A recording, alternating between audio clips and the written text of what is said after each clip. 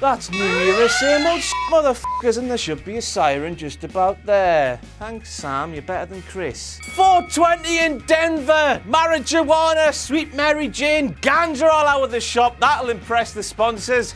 Even if it is legal in Denver, it's illegal other places, and sponsors will be unhappy because of that. Anyway, get baked off your faces. Yeah, drugs. Doesn't the fan reaction to Sheamus and Cesaro remind you of a couple of people?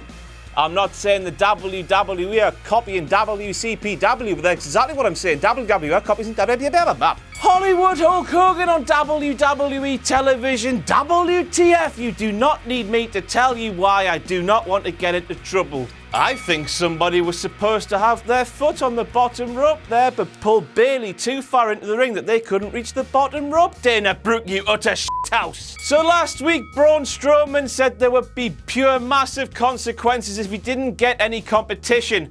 What he got was Sami Zayn's hippie cousin and Tyler Breeze with 2 3s on each side like Ross Geller off of Friends. Ha ha ha, Friends reference. Then this week, he got a trio of even jobbier jobbers called the Mile High Trio. They were even less of a competition, and there was no consequences. Braun, you big wonky-nosed pussy, you're going to threaten saying, oh, we're going to do these consequences this week, and then next week will come in and... You're all talk, no trousers, those pissy trousers you wear, you silly bugger. Oh. Beefcake for Hall of Fame 2017. Get away, man. Hulk Hogan's not there to help him out like he did for the rest of his bastard career. So Braun Strowman did that reverse chokeslam on a jobber onto a prone jobber on the mat. Therefore, the jobber was pinning the jobber, which meant the jobber won the match. Braun was merely holding the jobber down for the pinfall, assisting his own defeat. That makes sense. Braun Strowman lost. He's a big, wonky-nosed pussy. Back to big wonky-nosed Braun again. He wanted competition. He didn't get competition for the second week in a row. Then Sami Zayn comes down, he pushes Sami Zayn out the ring and then walks away. Big, wonky-nosed pussy. Fight me, Braun. Fight me long and hard, and I will bite your bloody nose off.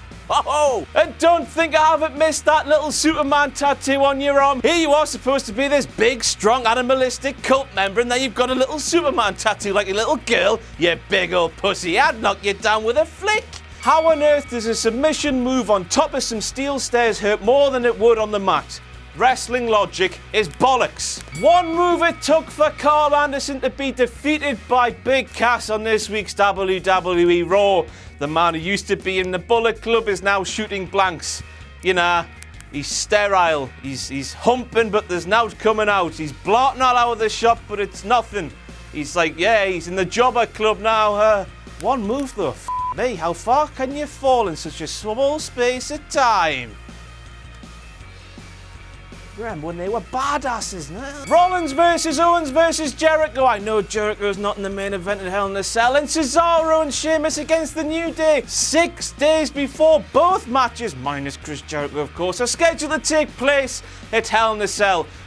Waiting for Hell in a Cell. I'm going to do this now. New era, same old shit. The siren, please, Samuel. Hey. Big E during Goldberg's walk through the back to the ring. He is marking out, bro. Look at that face. WTF. I do love myself some Big E, though. Goldberg using his WCW music. WTF. Why the f*** did they not do that the first time round instead of giving us that shitty WWE version that wasn't as good as the WCW version? Vince McMahon has to own everything, doesn't he? The f***ing idiot. It's time for some motherfucking grammar slam with King Ross. This f***ing tool here says, Brock, you're next. You're meaning you're. Another person. That's your book. That's your sign. That's your grammar that's f***ed up and shitty. What he should have said here was, you are, apostrophe you, apostrophe R-E. That's what you're meant to do. You are. Brock, you are next. Not Brock, you're next. Brock, you are next. You are. You're. Goldberg, the greatest WCW champion of all time. Quite frankly, WWE, you can f*** off. Ric Flair. That's where it is at. That's where it's at. Not Goldberg, Ric Flair. Don't lie to us. That moment when Goldberg was wandering up the ring stairs and went, "Nyah, f***," live on air, and the whole bastard word almost heard it, but Kevin Dunn managed to bleep out the audio. That's a WTF moment in itself, because normally Kevin misses by several days because his massive f***ing chompers are blocking his eyesight. 2K WWE 17. Goldberg is given a ton of money to appear in a game, Goldberg can't remember the title of said game. Basically, he outed himself as a massive Goldberg sweating his tits off indoors but persisting with that massive thick jacket. What an idiot. Why not just take it off? He won't feel the benefit when he goes outside. It'd be bloody freezing. Who the f*** is Simon and why should we care what he would do if Brock Lesnar asked him for a fight? So Goldberg came down to the ring to his perfect WCW theme, but when he was heading back up the ramp after his promo, he was there with his WWE theme. WTF has got on there? Well, I'll tell you. Kevin Dunn was smashing the rails all weekend. He was up for 48 hours straight. He was on a massive come down all of Monday. He thought, bugger me, I'm going to fall asleep during Monday Night Raw. I'm going to have to do something to stop me doing that. What am I going to do? I'm going to take me two massive f***ing chompers, put my eyes like 10 pegs to keep my eyes open like that. My eyesight's now hindered. I can't see what I'm f***ing doing. The Goldberg WCW theme button's there. The Goldberg WWE theme button's there. He's hit the wrong bastard one. What a silly prick. Also, why was Goldberg kissing children?